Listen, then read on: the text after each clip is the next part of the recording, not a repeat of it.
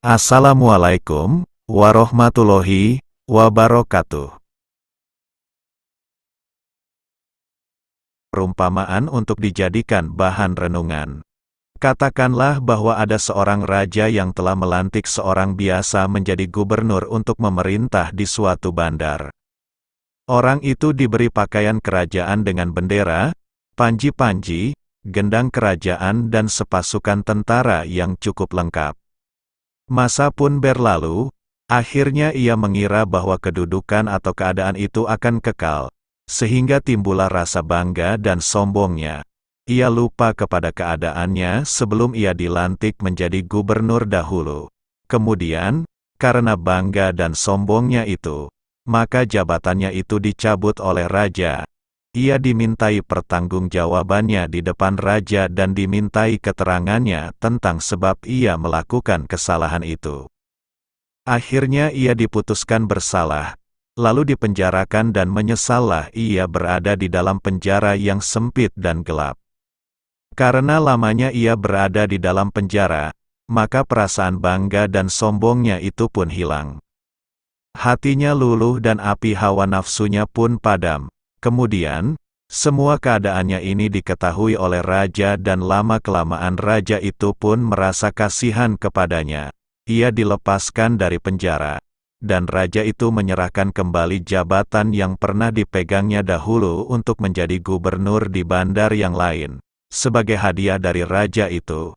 Setelah itu, ia tetap memangku jabatan gubernur dengan keadaan baik hati dan tidak lagi berperangai buruk seperti dahulu.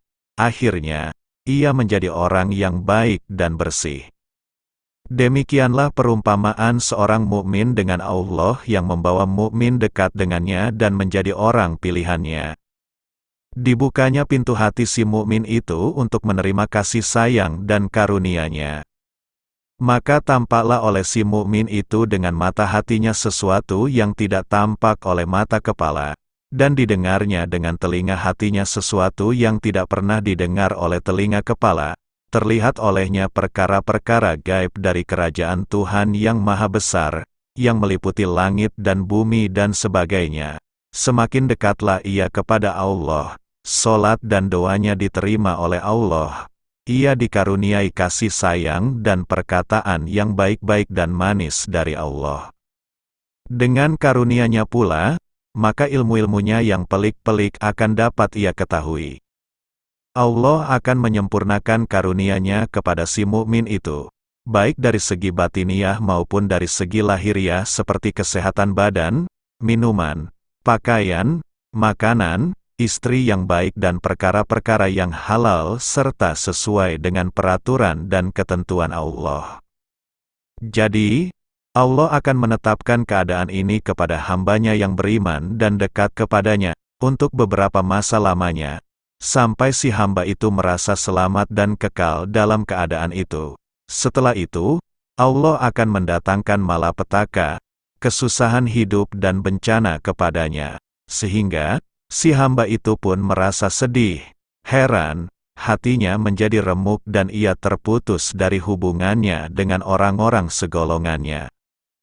Jika ia melihat keadaan itu dari segi lahirnya saja, maka ia akan melihatnya sebagai suatu kejahatan yang menimpanya, dan jika ia melihatnya dengan hati dan batinnya saja, maka ia melihatnya sebagai sesuatu yang mendukacitakannya. Jika ia meminta kepada Allah untuk melenyapkan kesusahan yang tengah dihadapinya itu, maka Allah tidak akan menerimanya. Jika ia meminta janji-janji yang baik, maka ia tidak akan mendapatkannya dengan segera. Jika ia berjanji tentang sesuatu, maka ia tidak akan diberitahukan tentang hasilnya. Jika ia memimpikannya sesuatu, maka ia tidak dapat mengetahui maksudnya, dan jika ia hendak bergabung kembali dengan orang-orang segolongannya, maka ia pun tidak dapat melakukannya. Pendek kata, segalanya telah tertutup baginya dan doanya tidak lagi diterima. Sehingga dengan demikian, dirinya menjadi hancur, hawa nafsunya menjadi hilang dan lenyaplah niat serta cita-citanya. Segalanya telah kosong baginya. Untuk sementara, keadaan ini akan terus berlangsung dan mungkin penderitaannya itu akan diperhebat lagi.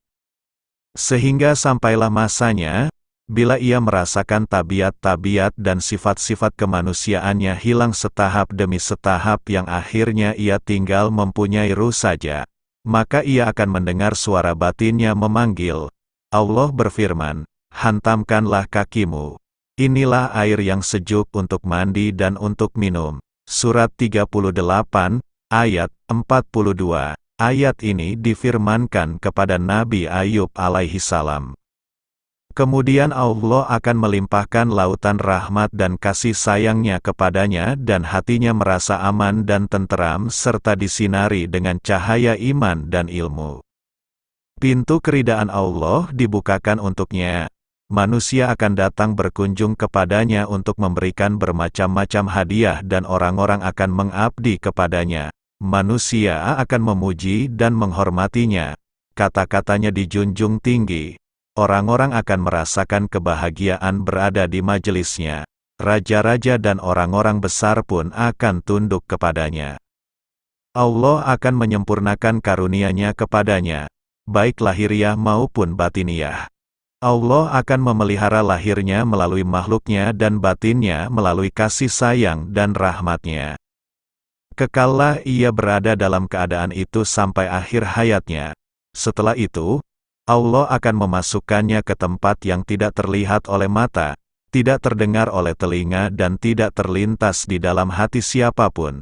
Sebagaimana firman Allah, seorang pun tidak mengetahui apa yang disembunyikan untuk mereka, yaitu bermacam-macam nikmat yang menyedapkan pandangan mata, sebagai balasan terhadap apa yang telah mereka kerjakan. Surat 32, ayat 17. Wallahu alam bisawab, bersambung ke risalah berikutnya. Wassalamualaikum warahmatullahi wabarakatuh.